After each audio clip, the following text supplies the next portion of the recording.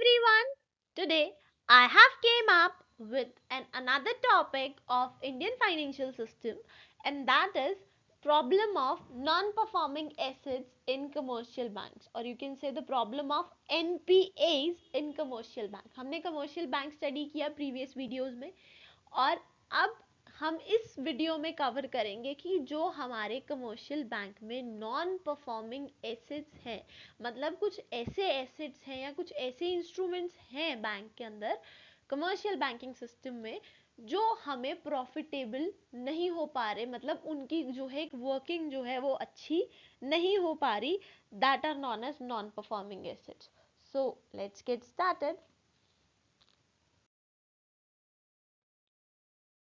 So here we are having is the introduction of NPA, right? तो NPA क्या होता है? NPA stands for the assets which ceases to generate profit और income. की NPAs non performing assets, वो assets जो perform नहीं कर पा रहे, परफॉर्म इन द सेंस कि हमारे जो भी ऑर्गेनाइजेशन है, कोई कमर्शियल बैंक है, उसको रिटर्न नहीं दे पा रहे जितना कि देना चाहिए. तो कोई प्रॉफिट, कोई किसी तरह का इनकम जनरेट नहीं हो पा रहा, तो वो there are like multiplicity of things जो एनपीएस में इंक्लूड हो सकती है. तो वी जस्ट स्टडी आउट. तो बेसिकली जो है, अब अगर हम बात करें तो कमर्शियल बैंक का मेन मोटिव होता है प्रॉफिट्स बनाना और अल्टीमेटली नेशन की ग्रोथ करना, इकोनॉमी की ग्रोथ करना. लेकिन अब उनका मेन मोटिव जो है वो ग्रोथ पे होता है, प्रॉफिट मेकिंग पे होता है कमर्शियल बैंक्स का. लेकिन उसमें कुछ ना कुछ एसेट्स ऐसे एसोसिएटेड होते हैं, ऐसे कुछ ना कुछ इंस्ट्रूमेंट्स होते हैं जो कि बहुत ज़्यादा अच्छा रिटर्न या जितना रिटर्न रिक्वायर्ड है उतना रिटर्न नहीं दे पाते. वो एसेट्स, उन assets we can term those assets as NPS, non performing assets. ये एक हमारी स्टैट्यूटरी डेफिनेशन हो गई. हम समझने के लिए भी कह सकते हैं कि when any advance given by banks becomes irrecoverable. अपनी समझ के लिए सपोज बैंक्स ने किसी ने, अपनी समझ के लिए कैन से कि सपोज बैंक्स ने अगर लोन्स दिए हैं, तो लोन से उनका मेजर आइडिया क्या होता है? दो ही चीजें पढ़ी हमने कि लोन का इंटरेस्ट रेट हाई रख के बैंक बीच में से प्रॉफिट मार्जिन चार्ज करता है. दूसरा, वो लोन का पैसा जो है लोगों में सर्कुलेट कर देता है, क्रेडिट क्रिएट करता है, इकोनॉमी अच्छी चलाता है बेसिकली. तो अब अगर वो लोन का पैसा ही रिटर्न नहीं हुआ, वापस नहीं आया, मतलब कि बैंक को जितनी जो एक्सपेक्टेड रिटर्न था, इनकम थी, प्रॉफिट था, वो नहीं मिल पाया, तो उस केस में क्या होगा? वो एसेट, वो amount of loan that will become an non performing asset. क्योंकि अगर वहां से on time interest, on time return generate हो रहा है तो वो हमारा परफॉर्मिंग एसेट होता. लेकिन अगर ऐसा कुछ नहीं हो रहा तो that is are non performing asset. तो I hope it is clear in your mind. So अब आरबीआई ने भी कंसिडर किया है कि किन किन चीजों को एनपीए में कवर किया जाएगा. तो from the 1st of July 2011, 2011 से 1 जुलाई से आरबीआई ने जो है कंसिडर किया है कि अगर कोई भी ओवरड्राफ्ट होता है और कैश ड्राफ्ट होता है, कैश विड्रॉ किया जाता है, और अगर वो ओवर ड्यू रह जाए मोर देन 90 डेज, की 90 दिनों के अंदर अंदर वो चीज रिटर्न नहीं हुई बैंक को, तो हम उस चीज को, मतलब वो कमर्शियल बैंक अपनी उस पर्टिकुलर एसेट को नॉन परफॉर्मिंग डिक्लेयर कर देगा. The same is the case with credit और बिल. क्रेडिट परचेज, मतलब अगर किसी को क्रेडिट प्रोवाइड किया कमर्शियल बैंक ने, वो अगर बिल डिस्काउंट कराया, वो भी सेम केस है. अगर 90 डेज में वो ओवर ड्यू रह जाता है, पे नहीं किया जाता है, तो उसे भी हम एनपीएस में कंसिडर करेंगे. एंड ऑल्सो इंटरेस्ट और installment of principal amount. Suppose कोई लोन था और 90 डेज के पीरियड तक उस लोन पे रिटर्न नहीं आया, या जितना रिटर्न जैसे मंथली इंस्टॉलमेंट जाती है तो वो रिटर्न नहीं आया, तो उस केस में वो लोन की अमाउंट जो है वो एनपीए डिक्लेयर कर दी जाएगी. और कोई भी अकाउंट ओवर ड्यू रह जाता है, पैसा रिटर्न नहीं करते हैं किसी भी तरीके से, और 90 डेज से ज़्यादा टाइम हो जाता है तो वो हर एक एसेट, हर एक इंस्ट्रूमेंट को एनपीए डिक्लेयर कर दिया जाएगा. These are the guidelines which has been provided by the RBI. Then we have is the assets. अब यहाँ पे जो है हमें सिर्फ एसेट्स के मीनिंग जानने हैं कि इन एसेट्स के मतलब क्या होते हैं. तो the very first asset we are having is standard asset. Standard asset मतलब जो परफॉर्मिंग एसेट होंगी. स्टैंडर्ड मतलब एक पर्टिकुलर चीज सेट है, स्टैंडर्डाइज्ड है. तो जितने भी हमारे परफॉर्मिंग एसेट्स होंगे वो सारे स्टैंडर्डाइज या स्टैंडर्ड एसेट्स होंगे. अब परफॉर्मिंग एसेट्स कैसे कि जिन पे आपको कोई खतरा नहीं. हाँ, सपोज लोन, आप कमर्शियल बैंक्स लोन प्रोवाइड करते हैं तो वो इसी एक ट्रस्ट पे लोन प्रोवाइड करते हैं कि उन्हें वापस रिटर्न मिलेगा. अगर इन केस नहीं मिलता तो they are having the collateral, they can sell the collateral and recover their money. That's why the banks keep collateral. But कुछ ऐसे लोन्स हैं जिनमें कोलेटरल बहुत लिमिटेड होता है या ना के बराबर होता है. कुछ तरह के लोन्स हैं ऐसे जो कमर्शियल बैंक ही प्रोवाइड करता है. तो उस केस में एक फियर जो है वो राइज हो जाता है. तो उस ऐसे एसेट्स जिनके साथ वो एक्सेस रिस्क वाला फियर एसोसिएटेड नहीं है, these all types of assets are considered to be standard assets. Then we are having is substandard assets. तो substandard assets कौन से assets होते हैं?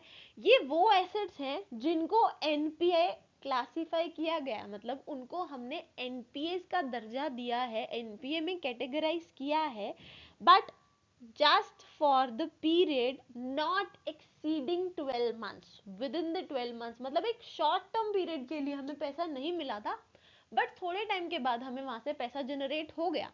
सपोज 90 डेज एक्सीड करने के बाद, आफ्टर आई से 120 डेज के बाद we have recovered the money. As a bank we have recovered the money.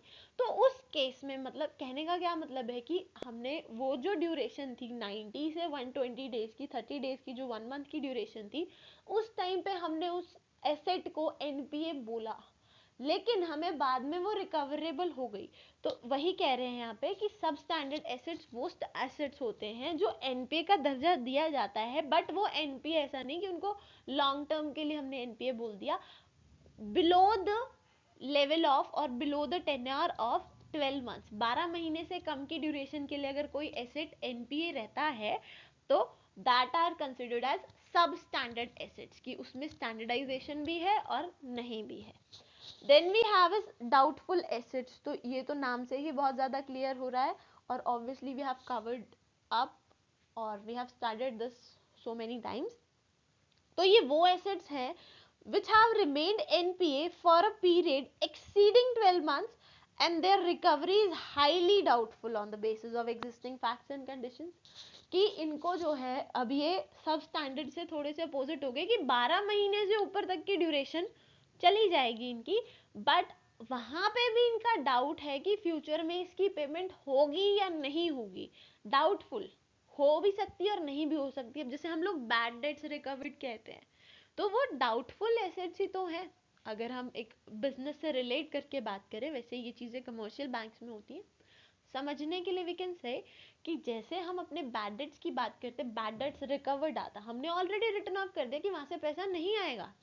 Similar यहाँ पे हमने कमर्शियल बैंक ने उन्हें एनपीए डिक्लेयर कर दिया और 1 साल से ज़्यादा हो गया उन्हें एनपीए डिक्लेयर करे हुए, लेकिन अभी भी उनको कंडीशन से लग रहा है कि पैसा नहीं आएगा. That are doubtful assets. और जहाँ पे श्योरिटी हो जाए कि पैसा नहीं आएगा या कोई चांस ही नहीं है पैसा आने का या पैसा मर चुका है, those types of cases are refer to as loss assets. कि जहाँ से हमें लॉस हो गया है, मतलब हमारी एक क्रेडिटर है, बीइंग अ बैंक हमारा कोई क्रेडिटर है जिसने हमें पेमेंट करनी थी, लोन रीपे करना था, बट वो खुद इंसॉल्वेंट हो गया, तो ऑब्वियसली बात है हमारे पैसे कहाँ से पे करेगा. तो that are loss assets. Doubtful वो कब होंगे? जब हमें डाउट होगा कि उसकी पेमेंट हो सकती है या नहीं हो सकती. सब स्टैंडर्ड जो 50-50 स्टैंडर्ड भी होंगे और नॉन स्टैंडर्ड भी होंगे, मतलब परफॉर्मिंग भी होंगे और नॉन परफॉर्मिंग भी होंगे, दोनों होंगे. और स्टैंडर्ड एसेट्स वो कंप्लीटली परफॉर्मिंग स्टैंडर्ड्स होंगे, वहाँ पे कंप्लीटली परफॉर्मिंग एसेट्स होंगे, वहाँ पे हमें जो रिटर्न है वो मिलेगा ही मिलेगा. जो लिटिल बिट रिस्क एसोसिएटेड वो तो रहेगा ही रहेगा.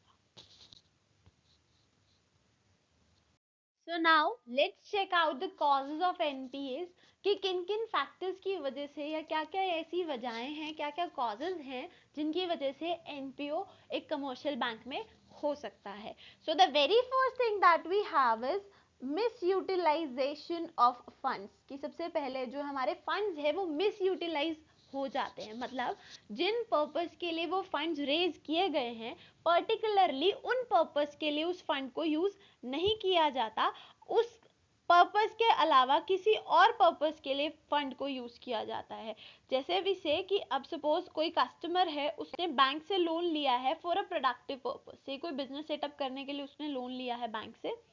सो और उस पैसे को एक्चुअल में वो यूज कर रहा है किसी अनप्रोडक्टिव पर्पस के लिए, से किसी मैरिज फंक्शन को ऑर्गेनाइज करने के लिए the person is using the money. तो अब वहां से तो वो अनप्रोडक्टिव कॉज है, वहां से पैसा रेज नहीं हो पाएगा. अब वहां से पैसा रेज नहीं हो पाएगा तो इंटरेस्ट जो है वो लोन पे कैसे पे किया जाएगा. तो उस वजह से जो वो हमारा एसेट होगा जो हमने इन टर्म्स ऑफ लोन दिया बीइंग अ कमर्शियल बैंक, तो वहां से वो एक नॉन परफॉर्मिंग एसेट हो जाएगा क्योंकि हमें वहां से कोई भी रिस्पॉन्स नहीं मिलेगा, कोई इंटरेस्ट वापस नहीं आएगा, कोई पैसा वापस नहीं आएगा, कोई प्रॉफिट नहीं जनरेट होगा. So that is the case of misutilization of funds. Then we have is improper follow up action. कि जो बैंक अथॉरिटीज हैं वो प्रॉपर फॉलो अप ही नहीं चेक करती, प्रॉपर फॉलो अप ही नहीं रखती. जब वो एडवांस या लोन्स देती हैं तो प्रॉपर चेक नहीं रखती कस्टमर्स पे. कि जो हमारी बैंक अथॉरिटीज हैं वो अपने कस्टमर से एक अच्छा फॉलो अप नहीं रखती कि जो एक्चुअल में उन्होंने पैसा बैंक ने अपने बोरोवर्स को दिया है वो बोरोवर्स उसको एग्जैक्ट यूज में डाल रहे हैं या नहीं डाल रहे हैं. और अगर डाल रहे हैं तो वहां से एक एश्योरेंस आती है, एक एश्योरिटी आती है कि हमारा पैसा जो है वो सेफ है बीइंग बैंक. तो बैंक का पैसा सेव है, बैंक को ऑन टाइम रिटर्न मिलेंगे, तो एनपीए जनरेट नहीं होंगे. तो इम्प्रॉपर फॉलो अप है, चेक अच्छा नहीं है, प्रॉपर नहीं है, अप्रोप्रिएट नहीं है, that's why it gives rise to NPA. Then we do have is intentional defaulters. अब कुछ लोग लोन ही इसीलिए लेते हैं, उनको पता है कि they are not capable of repaying the loan back, but still they take up the loan. तो उस केस में जब लोग इंटेंशनली ही डिफॉल्टर बनना चाहते हैं, इंटेंशनली ही पैसा नहीं देना चाहते, तो उसकी वजह से भी एनपीएस राइज होते हैं और अल्टीमेटली जो पूरी इकोनॉमी को सफर करना पड़ता है उन कुछ सिलेक्टेड इंटेंशनल डिफॉल्टर्स की वजह से. Then we have is social obligations. तो सोशल ऑब्लिगेशंस को फुलफिल करने के लिए या ये भी एक कारण हो सकता है एनपीएस को बढ़ने का. बैंक्स को जो है प्रायोरिटी सेक्टर्स को लोन देने पड़ते हैं. प्रायोरिटी सेक्टर्स हम ऑलरेडी कवर कर चुके हैं प्रीवियस चैप्टर में, प्रीवियस वीडियो में, कि प्रायोरिटी सेक्टर्स क्या होते हैं. वो एग्रीकल्चरल भी हो सकते हैं, ठीक है, एजुकेशनल भी हो सकते हैं. बेसिकली यही 2-3 ट्रेंडिंग ऑब्जेक्टिव्स हैं. तो उसके लिए उन्हें जो है इंटरेस्ट रेट डाउन भी रखना पड़ता है और मे बी बिना कोलेटरल के भी काफ़ी सारे प्रिविलेजेस हैं उसमें. तो वो अल्टीमेटली जो है एनपीएस को जनरेट कर सकता है, लोग वहाँ पे पैसा वापस पे नहीं कर. Then we have is natural causes. अब कुछ नेचुरल डिजास्टर्स आ गए. सपोज कि किसी इंसान ने लोन लिया हुआ था बैंक से, तो वो ही was in the intention to pay the loan, particularly सब कुछ स्मूथली चल रहा था, बट किसी न किसी नेचुरल कैलामिटी की वजह से उस पर्सन को सफर करना पड़ गया. तो अल्टीमेटली वहां पे जैसे कोरोना आया तो काफी तरह के जो इंटरेस्ट है वो इंटरेस्ट रेट्स कम कर दिए गए थे हाउसिंग लोन्स पे. तो वो एक एनपीए ही तो जनरेट हुआ, वो एक एनपीए ही तो बना बैंक्स के लिए क्योंकि वहां से उनको पैसा वापस नहीं मिला. Then we are having is pressure on bank managers. कि बैंक मैनेजर्स पे भी प्रेशर रहता है. मतलब बैंक ऑफिशियल्स को जो है पॉलिटिकल इन्फ्लुएंस में आके कभी कभार जो है लोन्स को ग्रांट करना पड़ता है. अब उन्हें पता है कि वहां से पैसा नहीं आने वाला, एनपीए जाएगा ही जाएगा, नॉन परफॉर्मिंग एसेट बनेगा ही बनेगा, but still they have to go for the sake of political influence और लाइक एनी प्रेशर. तो that would be the case, that could also be a cause of NPA. Then we are having is non availability of proper security against loan. अब security against loan we all know collateral होती है.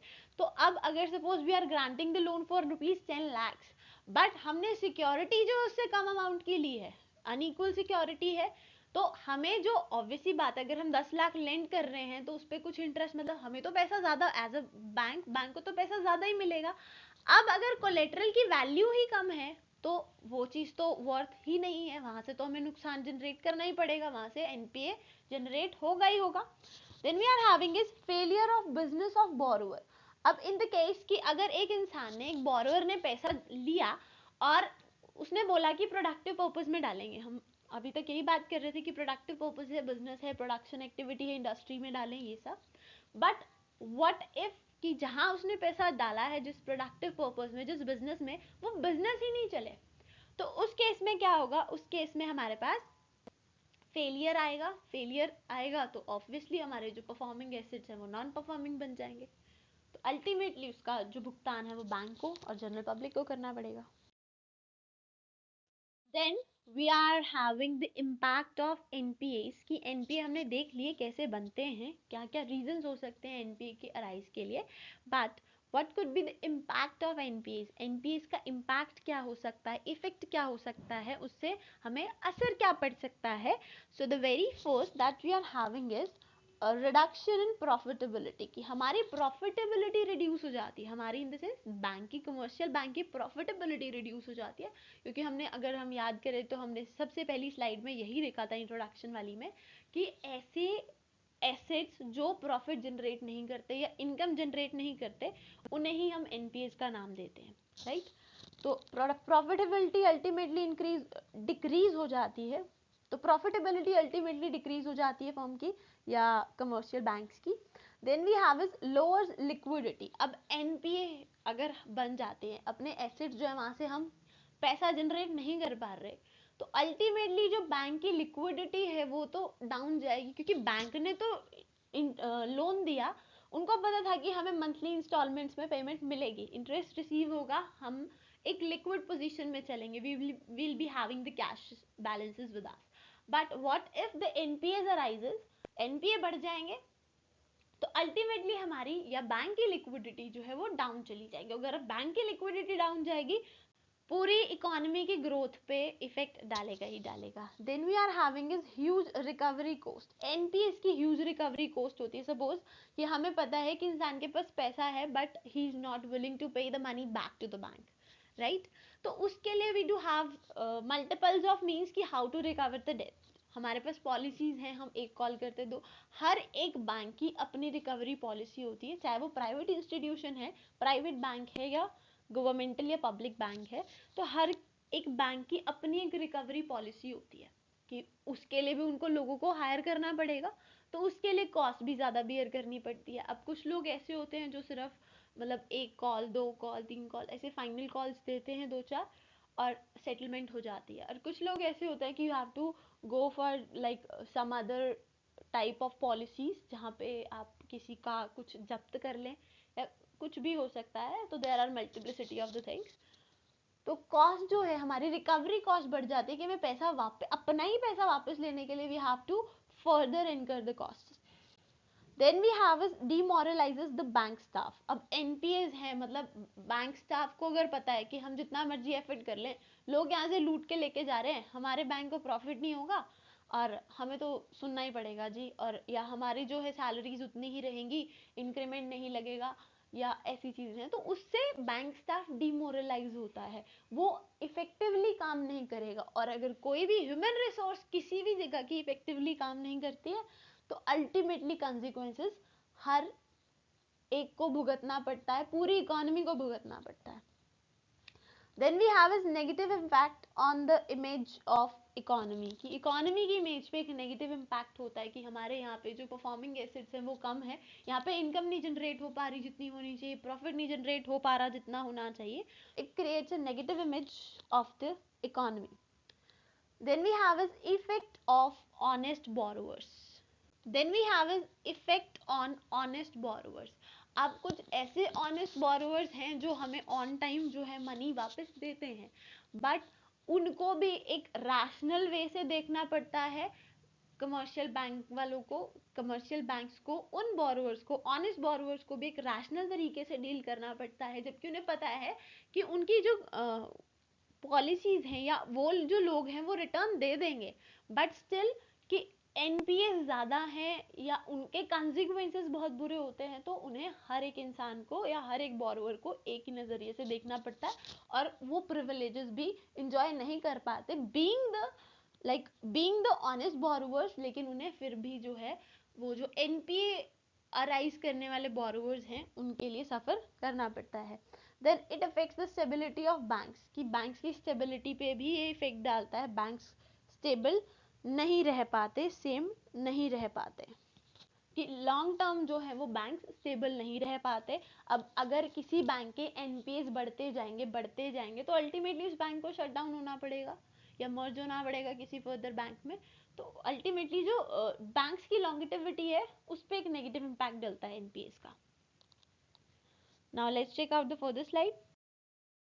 We are having with the solutions, कि हमारे पास क्या solutions हैं, NPA की problem को किस तरह से सॉल्व आउट किया जा सकता है। So the very first thing that we are having is preventive measures, कि क्या क्या तरीके हम यूज करें कि हम एनपीएस को प्रिवेंट कर लें, कि एनपीएस हो ही नहीं। तो सबसे पहली चीज we are having is proper verification. हमने इम्पैक्ट कॉजेज पढ़े थे, तो उन कॉजेज के सॉल्यूशंस ही देने। Let's check out few of them that I am having on my slide. So the very first is proper verification. Proper verification में क्या होता है कि हमने जो ग्रांट किए, लोन्स ग्रांट किए, जो भी मनी लेंड की है उसकी वेरिफिकेशन प्रॉपर की जाएगी। जिस पर्पस के लिए लोन लेंड किया गया है उस प्रॉपर पर्पस में लोन का पैसा जा रहा है या किसी और यूज में लगाया जा रहा है। तो ये चीज अगर चेक करेंगे, प्रोडक्टिव का है, प्रोडक्टिव में डालेंगे तो रिटर्न आने के चांसेस ज्यादा हो जाते हैं, एनपीएस कम जनरेट होंगे। Then we are having is less political pressure.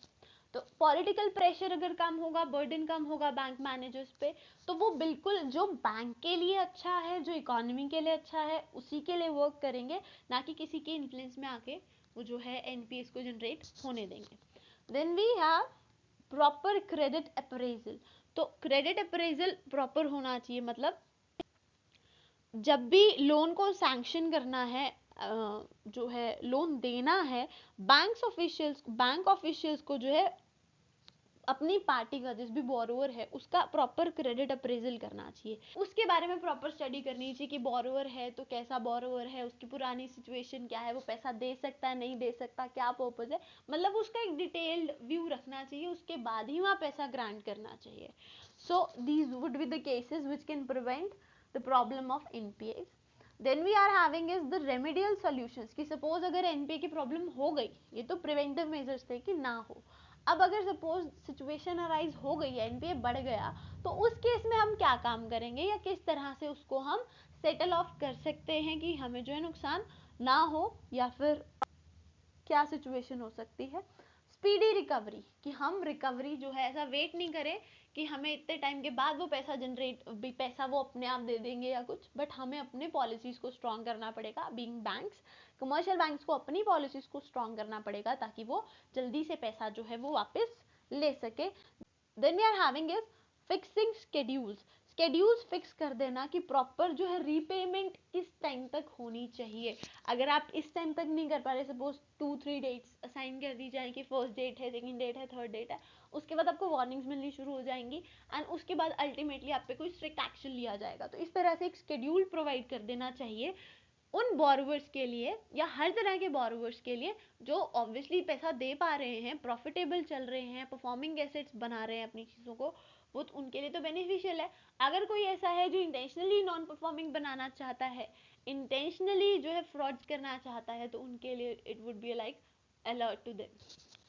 Then we are having is compromise with borrowers, कि बोरोवर्स के साथ कॉम्प्रोमाइज जो है वो कर किया जा सकता है, मतलब कॉम्प्रोमाइज जैसे नेगोशिएशन हो जानी, नेगोशिएटेड सेटलमेंट कर देनी बोरोवर्स में, कि बोरोवर जो है कुछ कंसेशन के बाद पैसा दे सकता है। सपोज कि अभी उसके पास एक पर्टिकुलर अमाउंट नहीं है पे करने के लिए जितना बनता है, तो कंसेशनल रेट पे, मतलब उसको प्रॉपर जीरो करने से अच्छा है आप उससे कुछ ना कुछ पैसा रिसीव करें, तो that could also be a remedy to the problem of NPA.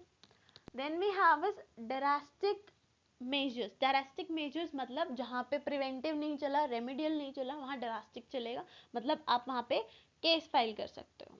तो यहाँ पे बहुत सारे मतलब हमारे लॉ ने, हमारी लेजिस्लेशन ने हमें प्रोवाइड किए हैं, बहुत सारे लेवल पे कोर्ट्स हैं या सेटलमेंट जो है रिड्रेसल मशीनरीज हैं, लाइक कि लोक अदालत हैं, सिविल कोर्ट्स हैं, डेट रिकवरी ट्रिब्यूनल्स हैं अलग से बनाए हुए, जिनका मेजर काम ही पैसे को रिकवर करना होता है, डेट को रिकवर करना होता है।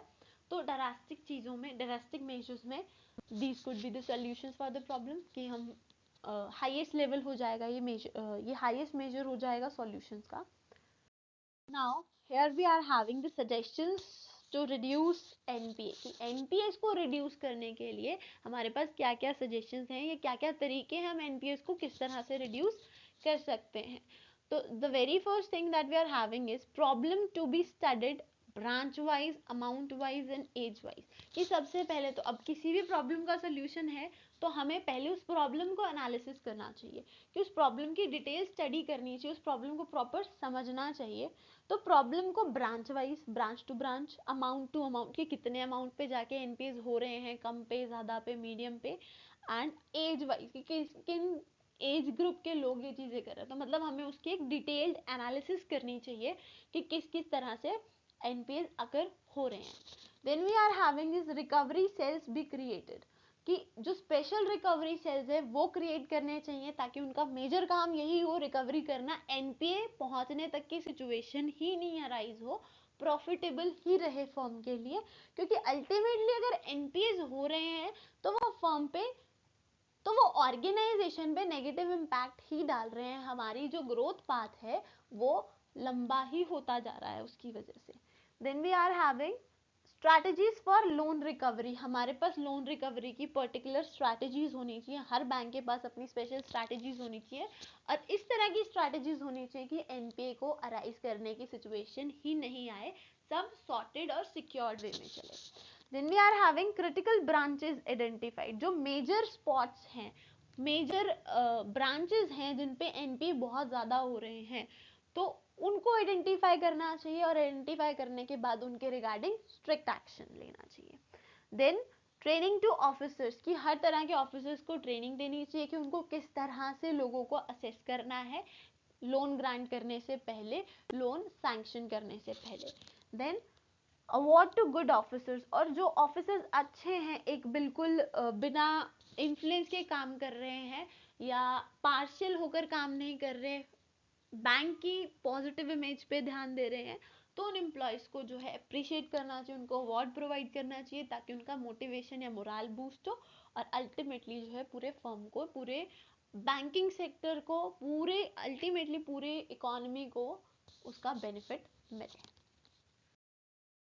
That's it from my side. I hope you understood it well, and I'll be coming up with more such videos. Till then, stay connected. Good luck.